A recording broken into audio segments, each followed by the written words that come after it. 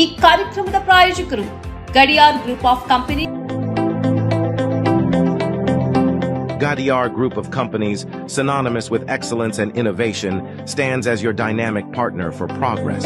Gadiar Group ensures safety as guardians in firefighting and builds vibrant communities in real estate. Building tomorrow, today. ವೀಕ್ಷಕರೇ, ಸನ್ಮಾರ್ಗ ನ್ಯೂಸ್ಗೆ ಸ್ವಾಗತ. ನಾನು ಪ್ರಿಯ ಸುದೇಶ್.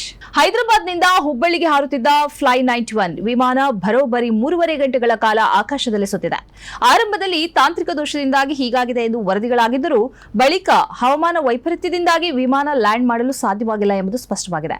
ಎಲ್ಲ ಪ್ರಯಾಣಿಕರು ಸುರಕ್ಷಿತರಾಗಿದ್ದಾರೆ ಎಂದು ವಿಮಾನ ನಿಲ್ದಾಣದ ಅಧಿಕಾರಿಗಳು ಹೇಳಿದ್ದಾರೆ. ವಿಮಾನ ಮಧ್ಯಾಹ್ನ 3 ಗಂಟೆಗೆ ಹೈದರಾಬಾದ್ನಿಂದ ಹೊರಟಿದ್ದು ಸಂಜೆ 4:30ಕ್ಕೆ ಹುಬ್ಬಳ್ಳಿಯಲ್ಲಿ ಲ್ಯಾಂಡ್ ಮಾಡಬೇಕಾಗಿತ್ತು. ಹುಬ್ಬಳ್ಳಿ ಸಮೀಪಿಸುತ್ತಿದ್ದಂತೆ ಹವಾಮಾನ ಸಮಸ್ಯೆಯಿಂದ ಲ್ಯಾಂಡ್ ಆಗಲು ಸಾಧ್ಯವಾಗದೆ ಆಕಾಶದಲ್ಲಿ ಸುತ್ತಿದೆ. ಇದರಿಂದಾಗಿ ಹಲವು ಪ್ರಯಾಣಿಕರು ಗಾಬರಿಗೊಂಡಿದ್ದರು ಎಂದು ವರದಿಯಾಗಿದೆ. 1 ಗಂಟೆ ಹುಬ್ಬಳ್ಳಿಯಲ್ಲೇ ಸುತ್ತಾಡಿ ಹವಾಮಾನ ಪರಿಸ್ಥಿತಿ ಸುಧಾರಿಸಿದ ಕಾರಣ ವಿಮಾನ ಬೆಂಗಳೂರಿಗೆ ಹಾರಿ ಲ್ಯಾಂಡ್ ಆಗಿದೆ. ಇದು ಸಾಮಾನ್ಯವಾಗಿ ನಡೆಯುವಂತಹ ಘಟನೆ. ಕೆಲವೊಮ್ಮೆ ಹವಾಮಾನ ಸುಧಾರಿಸುವವರೆಗೆ ವಿಮಾನ ಲ್ಯಾಂಡ್ ಮಾಡಲು ಸಾಧ್ಯವಾಗಲ್ಲ. ಆಗ ಹವಾಮಾನ ಸುಧಾರಣೆಯಾಗುವವರೆಗೂ ಕಾಯಬೇಕಾಗುತ್ತದೆ. ಇದು ಪೈಲಟ್ನ ನಿರ್ಧಾರ ಎಂದು ಅಧಿಕಾರಿಗಳು ತಿಳಿಸಿದ್ದಾರೆ. ವಿಮಾನದಲ್ಲಿದ್ದ ಕೆಲವು ಪ್ರಯಾಣಿಕರು ವಿಡಿಯೋವನ್ನು ಸಾಮಾಜಿಕ ಜಾಲತಾಣದಲ್ಲಿ ಹಂಚಿಕೊಂಡಿದ್ದಾರೆ. ಈ ವಿಡಿಯೋದಲ್ಲಿ ಪ್ರಯಾಣಿಕರು ಭಯದಿಂದ ಚೀರಾಡುತ್ತಿರುವುದು ಕಾಣಬಹುದು. ಈ ಬಾರಿ ಎಸ್ಎಲ್ಸಿಯ ತೃತೀಯ ಭಾಷೆಯಲ್ಲಿ ಅಂಕಗಳ ಬದಲು ಗ್ರೇಡಿಂಗ್ ನೀಡುವ ವಿಚಾರ ಕೋರ್ಟ್ ಮೆಟ್ಟಿಲೇರಿದ ಪರಿಣಾಮ ಕೋರ್ಟ್ ಪೂರ್ಣ ತೀರ್ಪು ನೀಡದ ಹೊರತು ಫಲಿತಾಂಶ ಪ್ರಕಟವೇ ಜಟಿಲವಾಗಿದೆ. ಏಪ್ರಿಲ್ 24ರಂದು ಫಲಿತಾಂಶ ಪ್ರಕಟ ಮಾಡುವ ಯೋಜನೆ ಇಲಾಖೆಯಲ್ಲಿತ್ತು.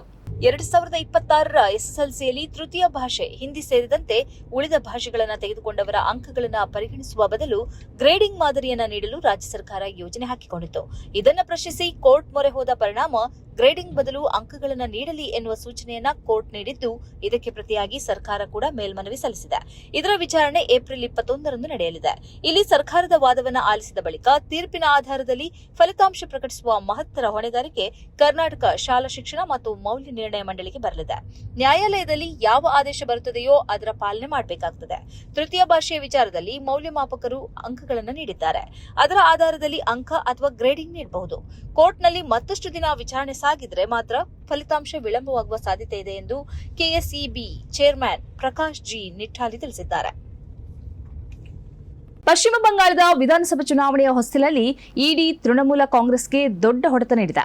ಮಮತಾ ಬ್ಯಾನರ್ಜಿಗೆ ಚುನಾವಣಾ ಸಲಹಾಗಾರ ಸಂಸ್ಥೆಯಾಗಿದ್ದ ಐಪ್ಯಾಕ್ ತಾತ್ಕಾಲಿಕವಾಗಿ ತನ್ನ ಕಚೇರಿ ಬಂದ್ ಮಾಡಲು ನಿರ್ಧರಿಸಿದೆ. ವಿಧಾನಸಭಾ ಚುನಾವಣೆಯ ವೇಳೆ ಟಿಎಂಸಿಗೆ ಆದ ದೊಡ್ಡ ಹಿನ್ನಡೆ ಇದಾಗಿದೆ ಎಂದು ವಿಶ್ಲೇಷಿಸಲಾಗುತ್ತದೆ. ಕಚೇರಿಯನ್ನು ಸ್ಥಗಿತಗೊಳಿಸುವ ಸುದ್ದಿಯನ್ನ ಸಿಎಂ ಮಮತಾ ಬ್ಯಾನರ್ಜಿ ನಿರಾಕರಿಸಿದ್ದರೂ ಬಂಗಾಳದ ತಮ್ಮ ಕಚೇರಿಯ ಸಿಬ್ಬಂದಿಗಳಿಗೆ ಕಡ್ಡಾಯವಾಗಿ ರಜೆಯ ಮೇಲೆ ತೆರಳಲು ಸಂಸ್ಥೆಯ ಮಾನವ ಸಂಪನ್ಮೂಲ ವಿಭಾಗದ ಅಧಿಕಾರಿಗಳು ಇಮೇಲ್ ಕಳುಹಿಸಿದ್ದಾರೆಂದು ವರದಿಯಾಗಿದೆ. ಕಳೆದ ಜನವರಿ ತಿಂಗಳಿನಲ್ಲಿ ಐಪ್ಯಾಕ್ ಮುಖ್ಯಸ್ಥ ಪ್ರತೀಕ್ ಜೈನ್ ಅವರ ಕೋಲ್ಕತ್ತಾ ನಿವಾಸದ ಮೇಲೆ ಇಡಿ ದಾಳಿ ನಡೆದಿತ್ತು. ಆ ವೇಳೆ ಮಮತಾ ಬ್ಯಾನರ್ಜಿ ಖುದ್ದು ಅಲ್ಲಿಗೆ ತೆರಳಿ ದಾಳಿಯ ವಿರುದ್ಧ ಆಕ್ರೋಶವನ್ನ ಹೊರಹಾಕಿದ್ದರು. ದಾಳಿ ನಡೆಯುತ್ತಿದ್ದಾಗಲೇ ಅಲ್ಲಿಂದ ಕೆಲವೊಂದು ಫೈಲ್, ಫೋಲ್ಡರ್ ಮತ್ತು ಲ್ಯಾಪ್ಟಾಪ್ ಅನ್ನ ಹೊರತಂದಿದ್ದರು. ಅದರಲ್ಲಿ ಪಾರ್ಟಿಗೆ ಸಂಬಂಧಿಸಿದ ಪ್ರಮುಖ ಮಾಹಿತಿಗಳು ಇವೆ ಎಂದು ಅವರು ಹೇಳಿದ್ದರು. 2013ರಲ್ಲಿ ಐಪ್ಯಾಕ್ ಸಂಸ್ಥೆಯನ್ನ ಪ್ರಶಾಂತ್ ಕಿಶೋರ್ ಸ್ಥಾಪಿಸಿದ್ದರು. 2014ರಲ್ಲಿ ಚಾಯ್ ಪೆ ಚರ್ಚಾ ಅಭಿಯಾನದ ಮೂಲಕ ಈ ಸಂಸ್ಥೆ ಪ್ರಸಿದ್ಧಿಗೆ ಬಂದಿತ್ತು. ಅರವಿಂದ್ ಕೇಜ್ರಿವಾಲ್, ಎಂಕೆ ಸ್ಟಾಲಿನ್, ಜಗನ್ಮೋಹನ್ ರೆಡ್ಡಿ ಮುಂತಾದ ಪ್ರಮುಖ ನಾಯಕರಿಗೆ ಚುನಾವಣಾ ತಂತ್ರಗಾರಿಕೆಯನ್ನ ಈ ಸಂಸ್ಥೆ ಹೆಣೆದಿದೆ. ಪ್ರಶಾಂತ್ ಕಿಶೋರ್ ಈ ಸಂಸ್ಥೆಯಿಂದ ಹೊರಬಂದು ಜನ್ ಸುರಾಜ್ ಪಾರ್ಟಿಯನ್ನ ಕಟ್ಟಿದ್ದಾರೆ. ಆದರೂ ಐಪ್ಯಾಕ್ ತನ್ನ ಕೆಲಸವನ್ನ ಮುಂದುವರಿಸಿಕೊಂಡು ಹೋಗ್ತಿದೆ. ಶಾಂತಿನಗರ ಕ್ಷೇತ್ರದ ಶಾಸಕ ಎನ್ಎ ಹ್ಯಾರಿಸ್ ಅವರ ಪುತ್ರರಾದ ಮೊಹಮ್ಮದ್ ಹ್ಯಾರಿಸ್ ನಲ್ಪಾಡ್ ಮತ್ತು ಉಮರ್ ಫಾರೂಕ್ ನಲ್ಪಾಡ್ ಅವರ ನಿವಾಸಗಳು ಸೇರಿದಂತೆ ಒಟ್ಟು 17 ಸ್ಥಳಗಳ ಮೇಲೆ ದಾಳಿ ನಡೆಸಿದೆ. ಇದಕ್ಕೆ ಪ್ರತಿಕ್ರಿಯೆ ನೀಡಿರುವ ಸಚಿವ ಪ್ರಿಯಾಂಕ್ ಖರ್ಗೆ, ಇಡಿ ಮತ್ತು ಸಿಬಿಐ ಬಿಜೆಪಿಯ ರಾಜಕೀಯ ಸಾಧನಗಳಾಗಿ ಕಾರ್ಯನಿರ್ವಹಿಸುತ್ತಿವೆ ಎಂದು ಆರೋಪಿಸಿದ್ದಾರೆ. ಬೆಂಗಳೂರಲ್ಲಿ ಮಾಧ್ಯಮ ಪ್ರತಿನಿಧಿಗಳೊಂದಿಗೆ ಮಾತನಾಡಿದ ಖರ್ಗೆ, ಬಿಟ್ಕಾಯಿನ್ ಅಕ್ರಮ ವಹಿವಾಟು ಪ್ರಕರಣದ ಪ್ರಮುಖ ಆರೋಪಿ ಶ್ರೀಕೃಷ್ಣ ರಮೇಶ್ ಉರುಫ್ ಶ್ರೀಕಿ ಜೊತೆ ಹಣಕಾಸು ವಹಿವಾಟು ನಡೆಸಿರುವ ಸಂಬಂಧ ಕಾಂಗ್ರೆಸ್ ಶಾಸಕ ಎನ್ಎ ಹ್ಯಾರಿಸ್ ಮತ್ತು ಅವರ ಇಬ್ಬರು ಪುತ್ರರಿಗೆ ಸಂಬಂಧಿಸಿದ ಸ್ಥಳಗಳ ಮೇಲೆ ಜಾರಿ ನಿರ್ದೇಶನಾಲಯದ ಶೋಧಗಳನ್ನು ಖಂಡಿಸಿದರು ಮತ್ತು ದಾಳಿಗಳಿಗೆ ಕಾರಣ ಸ್ಪಷ್ಟವಾಗಿಲ್ಲ ಎಂದು ಹೇಳಿದರು. ಐಟಿ, ಇಡಿ ಮತ್ತು ಸಿಬಿಐ ಬಿಜೆಪಿಗೆ ರಾಜಕೀಯ ಸಾಧನಗಳಲ್ಲದೆ ಬೇರೇನೂ ಅಲ್ಲ. ಅವರು ಇಷ್ಟು ದಿನ ಏನ್ ಮಾಡ್ತಿದ್ರು, ಈಗ ಯಾಕೆ ದಾಳಿ ನಡೆಸಲಾಗ್ತಿದೆ ಎಂಬುದು ನಮಗೆ ತಿಳಿದಿಲ್ಲ. ಇಡಿ ಆರೋಪ ಪಟ್ಟಿ ಸಲ್ಲಿಸಲಿ, ಆಗ ಅವರ ಮೇಲೆ ಏಕೆ ದಾಳಿ ನಡೆಸಲಾಗ್ತಿದೆ ಎಂದು ನಮಗೆ ತಿಳಿಯುತ್ತದೆ. ಇಡಿ ನೀಡುವ ಶಿಕ್ಷೆಯ ಪ್ರಮಾಣ ಕೇವಲ 2% ಆದರೆ ಅವರು ಬಿಜೆಪಿ ಆಡಳಿತದ ಕೈಗೊಂಬೆಗಳು ಎಂದು ಅವರು ಹೇಳಿದರು.